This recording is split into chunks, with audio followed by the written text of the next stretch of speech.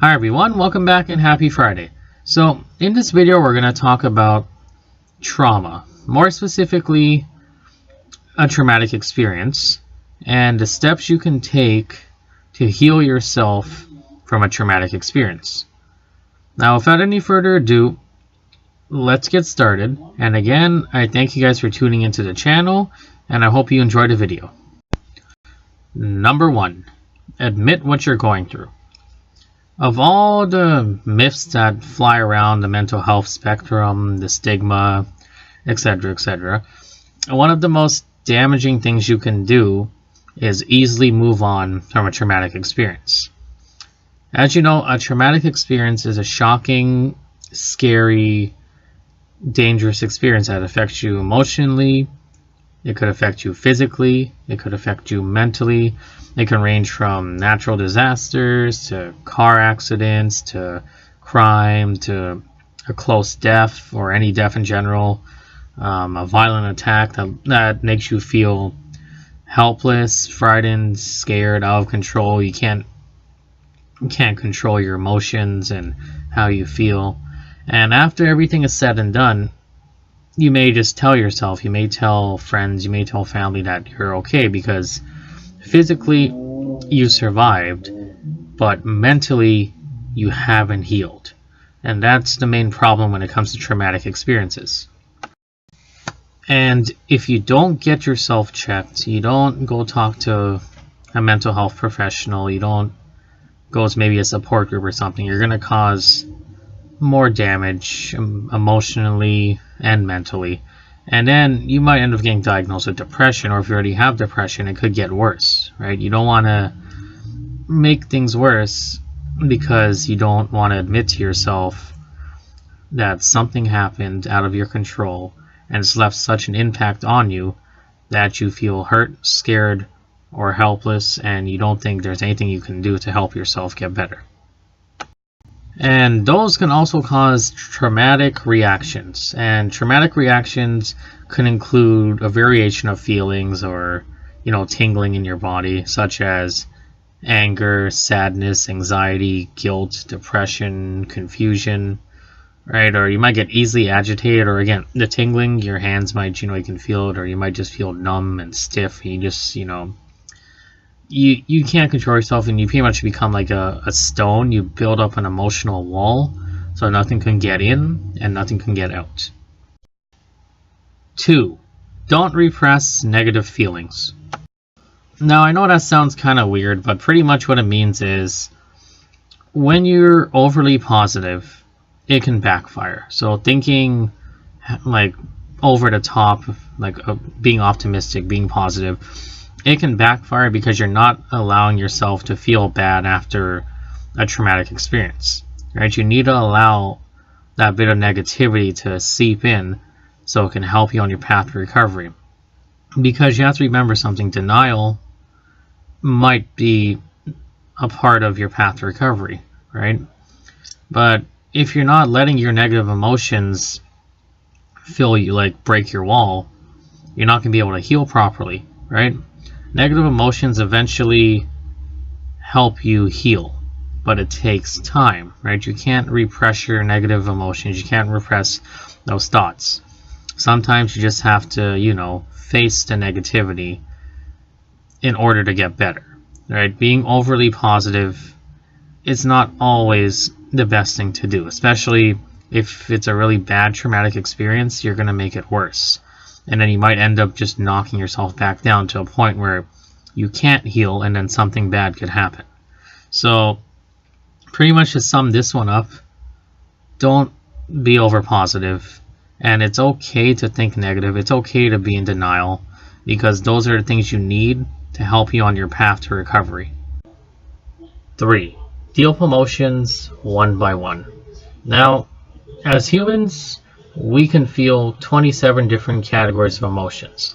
And if you've been through a traumatic experience, or you've been traumatized, you've probably felt all of them, right? You'll always have many different and conflicting emotions.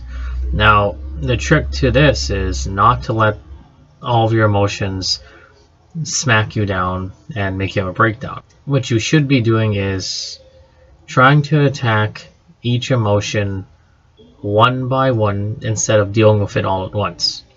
If you deal with it all at once, it's going to be bad. Right? Remember what I said, you'll end up getting a breakdown, you might end up making your trauma worse. And the other thing too of this is some of the emotions you might not even feel right away. Some of them might take years to show up, months to show up, days to show up, right? It all depends on when you start your path to recovery and how you do your path to recovery. So deal with your emotions one by one. Don't try and deal with all of them at once because you'll get overwhelmed. Think of it this way.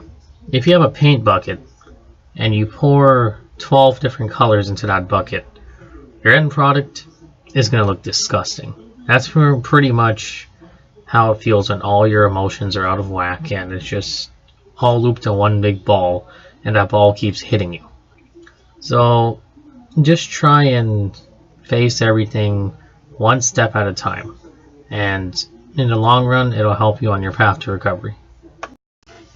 4.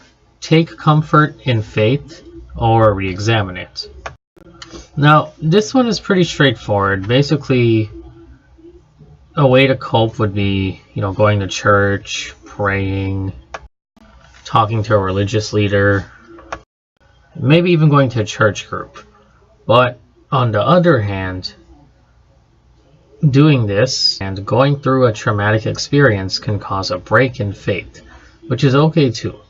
And the reason being is that because you've been through a traumatic experience, you've witnessed a traumatic experience, you've been assaulted, something happened, you may think to yourself, oh, that's God turning his back on me, he let this happen to me, he betrayed me.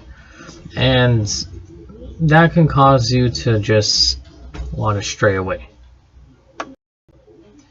Trauma isn't a religious test or event, but you can make the choice to find good in it or let it defeat you. What are you going to do about it? Establish a sense of safety again.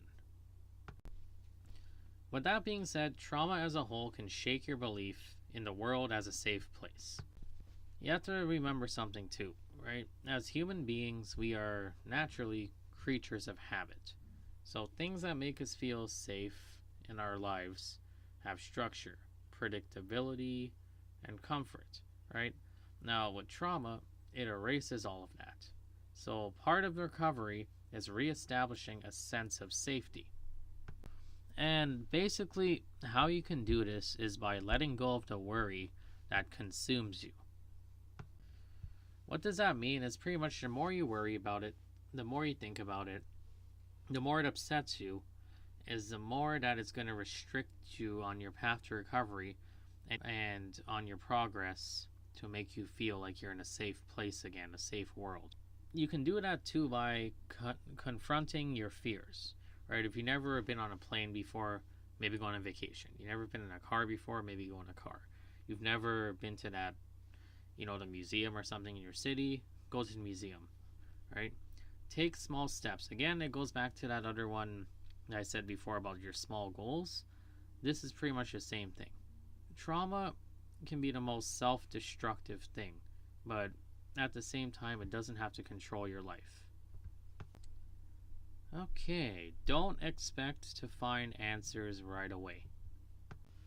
Now, basically, what they mean by that is a traumatic experience may eventually help you to lead a more meaningful life, but you shouldn't expect that to happen right away, right? It takes time to recover. It takes time to build yourself back up. It takes time to establish grounding methods when you need them, right? Trauma and depression and anxiety, they're kind of all hand in hand, right? It takes time to be able to overcome your fears, to overcome that traumatic experience, and to safely progress on your path to recovery. So to sum this one up, basically just keep believing that it's going to get better. Don't give up. Okay, so that's pretty much the end of the video. There is one more point, but again, it's what I've repeated before. Seek out help if you need it. Like, go see a therapist, go see a psychiatrist, go see a doctor, go to support groups, talk to loved ones, try and get off your chest, work on your road to recovery, because trauma doesn't have to control your life. For a lot of people, trauma does control their lives, you know, and a traumatic experience, it happens to the best of us.